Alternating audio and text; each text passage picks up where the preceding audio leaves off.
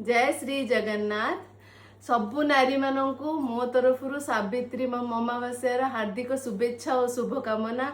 आउ मोर जमती आशा थाए सबु नारी मानकर आशा थाए जे आमे गला बेले आउ हाथ रे शंखा आ मथारे सिंदूर धरी जीवा।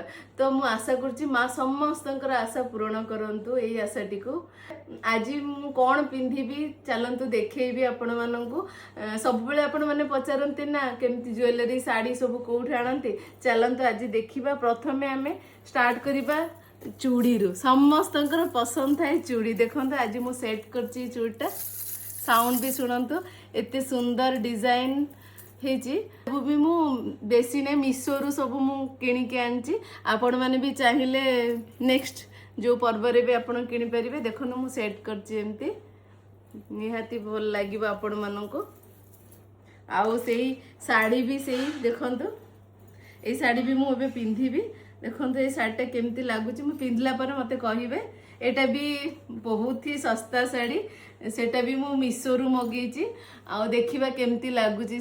मेहंदी भी मो झियो पके देची। देखंतु केते सुंदर पकेची।